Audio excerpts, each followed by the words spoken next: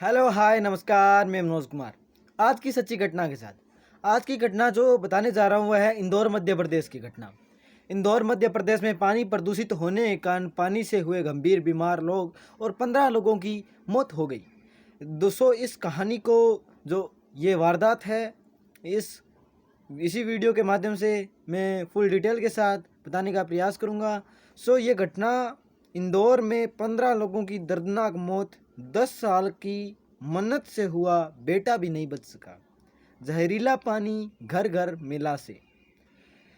इंदौर, जिसे भारत देश का सबसे स्वच्छ शहर माना जाता है, उसी शहर में जब पीने का पानी मौत बन जाए तो यह सिर्फ एक हादसा नहीं रहता, बल्कि प्रशासन, व्यवस्था और सिस्टम पर सबसे बड़ा सवाल बन जाता है। यह रिपोर्ट है उस भयावह सच्चाई की है जहां जहरीले पानी ने कुछ ही घंटों में घर घर मातम फैला दिया। इस घटना में कम से कम 15 लोगों की मौत की पुष्टि हुई है। दर्जनों लोग गंभीर रूप से बीमार पड़े और अस्पतालों में अफरा तफरी मच गई। सबसे दर्दनाक कहानी उस माँ की है जिसने 10 साल की मन्नत से बाद हुए अपने बेटे को खो दिया, इस जहरीले पानी के कारण खो दिया। कुछ समय सब कुछ एक सामान्य दिन की तरह चल रहा था, जो कि कल का टाइम था। वो सब कुछ सामान्य वक्त की तरह जा रहा था। सुबह लोग उठे, नल से भरा पानी, चाय बनाई, बच्चों को नहलाया, खाना पकाया। किसी को अंदाजा नहीं था कि नल से निकल रहा पानी जहर बन चुका है। दोपहर होते ही घरों में उल्टी, दस्त, पेट में तेज दर्द और बेहोशी, बच्चों की हालत बिगड़ना।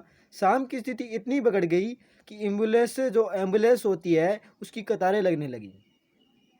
शाम के समय पहले मौत की, जो कि पहली व्यक्ति के डेड बॉडी या फिर मौत का समाचार आया। कुछ ही घंटों में दूसरी, तीसरी, फिर लाशों की गिनती बढ़ती चली गई। स्थानीय लोग बताते हैं कि अचानक पूरे मोहल्ले में लोग गिरने लगे, बच्चे रो रहे थे, बुजुर्ग बेहोश हो रहे थे। किसी को समझ में नहीं आ रहा था कि यह क्या हो रहा है। जब अलग अलग इलाकों से एक जैसे लक्षणों वाले मरीजों जो कि अस्पताल में पहुंचने लगे, तो तब डॉक्टरों को शक हुआ कि मामला फूड पॉइजनिंग से कहीं बड़ा है। जांच में पाया गया सभी जो मरीजों ने नल का पानी पिया हुआ था। पानी की गंध और स्वाद सामान्य नहीं था, कुछ इलाकों में पानी का रंग भी बदला हुआ था। इसके बाद पानी के जो कि सैंपल लिए गए, प्रारंभिक जांचों में संकेत मिले कि पानी में केमिकल या जहरीले तत्व मिल सकते हैं और स्वेज लाइन या पेयजल पाइपलाइन में लीकेज या क्रॉस कनेक्शन की आशंका जताई जा रही है। लंबे समय से मेंटेनेंस की अनदेखी हो रही है। विशेषज्ञों का मानना है कि अगर सीवेज की पानी सप्लाई लाइन में मिल जाए तो कुछ ही घंटों में यह जानलेवा भी साबित हो सकता था। 10 साल की मन्नत और एक सपना, फिर मौत। जहां पूरे हादसे से सबसे दर्दनाक उस कहानी उस परिवार की है जहां एक महिला ने 10 साल तक संतान के लिए मन्नत मांगी, मंदिरों के चक्कर खाए, दुआएं, इलाज सब कुछ किया। आखिरकार जब बेटा पैदा हुआ तो परिवार खुशी से झूम उठा, लेकिन किसे पता था नल का पानी उसी खुशी को हमेशा के लिए छीन लेगा। माँ की आंखों से आंसू, कांपती हुई आवाज़, मैंने बस नहलाया था, मैंने क्या गलती की। बच्चे, बुजुर्ग और महिलाएं सबसे ज़्यादा इसके शिकार हुए। उनकी इम्यूनिटी कमज़ोर होने के कारण जहर तेज़ी से उनके शरीर में फैलता चला गया। अस्पतालों में अफरा तफरी हो गई। जैसे जैसे खबर फैली, सरकारी अस्पतालों के बेड कम पड़ गए, डॉक्टरों और नर्सों पर दबाव बढ़ा, आईसीयू फुल हो गए। कुछ मरीजों को प्राइवेट अस्पताल में रेफर करना पड़ा, जहां इलाज खर्च कई परिवारों के लिए असंभव था। घटना के बाद नगर निगम, जल आपूर्ति विभाग, जिला प्रशासन पर सवाल उठने खड़े होने लगे। लोग पूछ रहे हैं, क्या पानी की नियमित जांच होती थी? अगर होती थी तो जहर कैसे मिला इसमें? शिकायतों को पहले नज़रअंदाज क्यों किया गया? स्थानीय लोगों का गुस्सा भरपूर है और आक्रोश, और लोग सड़क पर उतरकर कहा, हम टैक्स देते हैं, बदले में हमें जहर क्यों मिला? कुछ जगहों पर प्रदर्शन, नारेबाजी और अधिकारियों का घेराव भी हुआ है।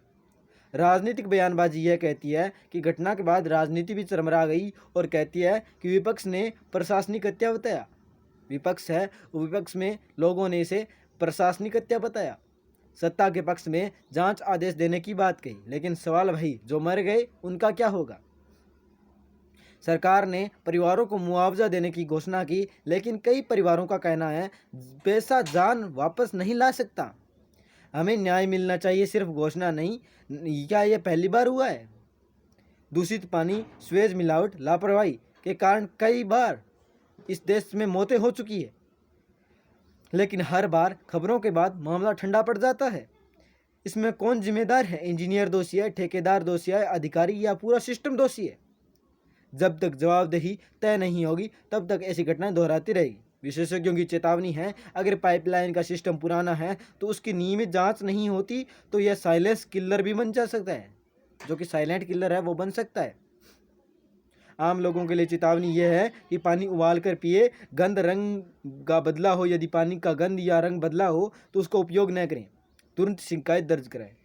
यह इंदौर की घटना सिर्फ 15 मौतों की कहानी नहीं, यह लापरवाही, अनदेखी और गैर जिम्मेदार का नतीजा है। जब तक दोषियों को सजा, सिस्टम में सुधार और पारदर्शिता नहीं आएगी, जब तक हर घर नल संभावित खतरा बना रहेगा।